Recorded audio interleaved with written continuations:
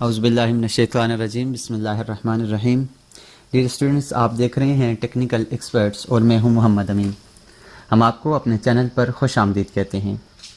आज की इस क्लास में हम पढ़ेंगे डायमेंशन टूल्स के बारे में कि डायमेंशन मेन्यू के अंदर मुख्तलिफ़ किस्म की डायमेंशन की टाइप्स हैं, हम इनको किस तरह से यूज़ करते हैं।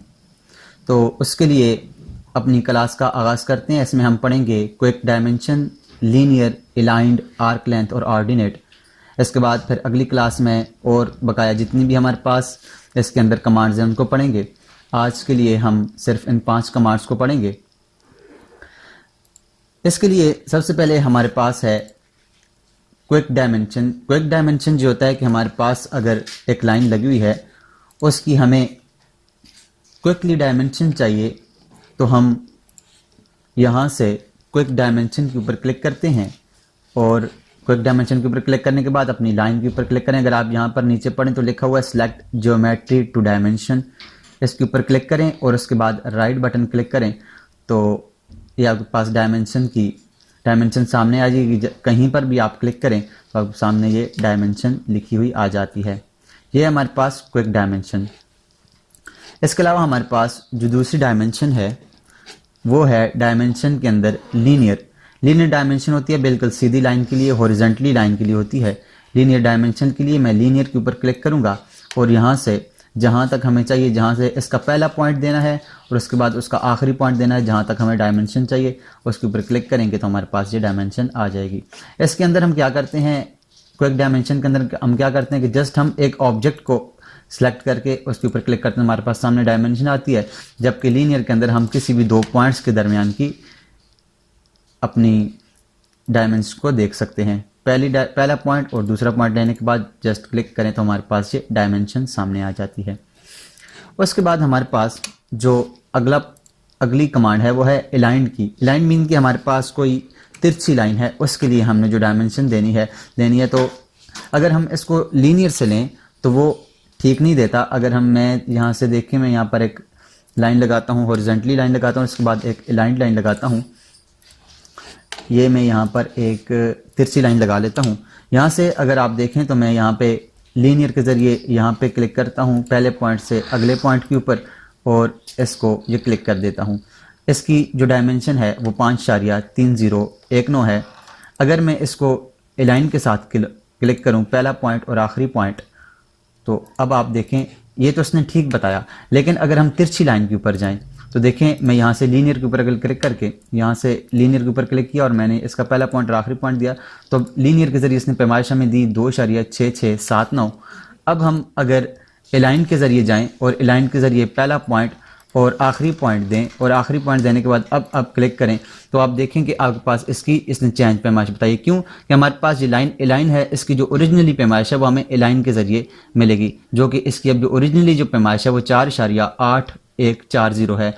और इसकी जो हमारे पास हमने जब लीनियर के ज़रिए देखा तो उसने हमें कम बताया, क्योंकि ये लीनियर के ज़रिए हमें सिर्फ हॉरिजॉन्टली ही बताता है, अलाइंड नहीं बताता। इसलिए हमने तिरछी पैमाइश लेने के लिए यहाँ से अलाइन के ऊपर लाजमी क्लिक करना। अगर आप इसको लीनियर के ज़रिए क्लिक करेंगे, लीनियर के ज़रिए चेक करेंगे तो फिर आपके पास ये सही पैमाइश नहीं देगा। और उसके बाद हमारे पास जो अगली इसके अंदर कमांड है वो है हमारे पास आर्क लेंथ है। उसके लिए मैं सबसे पहले एक आर्क बना लेता हूं। मैंने ये एक आर्क बनाई है। आर्क बनाने के लिए हमारे पास डायमेंशन के अंदर जो अगला ऑप्शन है वो है आर्क लेंथ। इस आर्क की लेंथ अगर हमने देखनी है तो आर्क की लेंथ के लिए आर्क लेंथ के ऊपर क्लिक करें और लेंथ के ऊपर क्लिक करने के बाद कहता है सिलेक्ट आर्क और पॉलीलाइन आर्क सेगमेंट।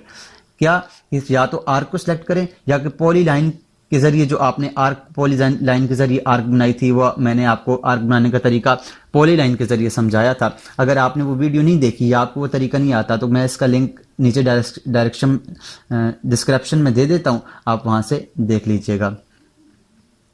जस्ट हमारे पास आर्क के ऊपर हम क्लिक करेंगे तो आप देखें हमारे पास इसने आर्क की लेंथ ले आया है 7.2170। हमारे पास इसकी आर्क की लेंथ आ गई है। इस तरह से मैं दोबारा से एक आर्क लेता हूं। आर्क लेने के बाद मैंने एक आर्क बनाई है, ये मैं एक आर्क बना ली है। अब यहाँ से दोबारा आर्क लेंथ के ऊपर क्लिक करें और इसके ऊपर क्लिक करें तो ये देखें इसने आर्क की लेंथ बता दी है 4.9545। तो इस तरह से हम किसी भी लाइन की किसी भी आर्क की लेंथ को देख सकते हैं। उसके बाद हमारे पास जो अगला ऑप्शन है वो है ऑर्डिनेट का। ऑर्डिनेट क्या है? हमारे पास x की वैल्यू और y की वैल्यू बताता है। x से और y से हमारे पास कोई भी ऑब्जेक्ट कितना दूर है, उसकी x से कितनी वैल्यू और y से कितनी वैल्यू है। इसके लिए मैं एक रेक्टेंगल बना के आपको सिखाता हूँ। मैंने एक रेक्टेंगल बनाया है, ये एक रेक्टेंगल मैंने बना लिया। अब ऑर्डिनेट लेता हूँ, तो ऑर्डिनेट में याद रखिएगा पहले ये y की वैल्यू देगा। अब आप y की तरफ करेंगे तो ये y की वैल्यू देगा, और x की तरफ करेंगे तो ये x की वैल्यू देगा। किस तरह से? मैं ऑर्डिनेट के ऊपर क्लिक करता हूँ, यहाँ पर पहले पॉइंट के ऊपर क्लिक करता हूँ। अब ये यहाँ से ये जो 5.719 जो बता रहा है, ये इधर से इसके इस पॉइंट से ऊपर की तरफ बता रहा है, जो कि यहाँ से इसकी x की तरफ है। अगर मैं इसको नीचे की तरफ करूँ, y की तरफ करूँगा, सॉरी x की तरफ करूँगा, तो यहाँ से ये इसकी x की तरफ बता रहा है। जैसे ये हमारे पास ये अभी बता रहा है 10.4863। इसके बाद हमारे पास जो आगे है, उसके बाद अगर मैं दोबारा से डायमेंशन में जाके यहाँ से ऑर्डिनेट के ऊपर क्लिक करूँ, अब यहाँ से अगर आप देखें तो इसकी 5.7193 बता रहे, क्योंकि यहाँ पर इसकी y की वैल्यू चेंज नहीं हुई, लेकिन x की वैल्यू यहाँ से आगे की तरफ चेंज हो गई है। अब अगर मैं x की वैल्यू चेक करता हूँ ऑर्डिनेट के ऊपर, तो आप देखें कि यहाँ से ये x की वैल्यू यहाँ से चेंज होगी, जो कि 1.83742 है।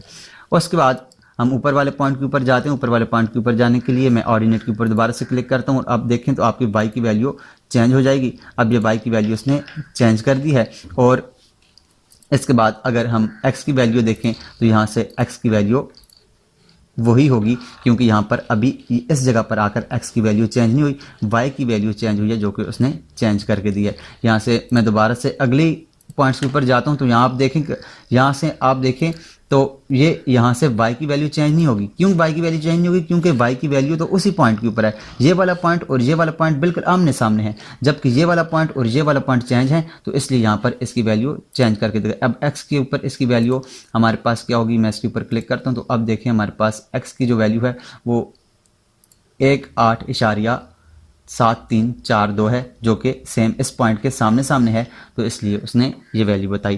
तो हम इस तरह से पूरे के पूरे अपने किसी भी ऑब्जेक्ट की x की वैल्यूज़ और y की कोऑर्डिनेट्स और x की कोऑर्डिनेट्स देख सकते हैं। तो उम्मीद करते हैं आपको ये क्लास आज की समझ आई होगी। अगर आपको आज की क्लास समझ आई है तो काइंडली हमारे इस चैनल को सब्सक्राइब भी कीजिएगा, और इस वीडियो को लाइक भी कीजिएगा, और इसे अपने दोस्तों के साथ भी शेयर कीजिएगा।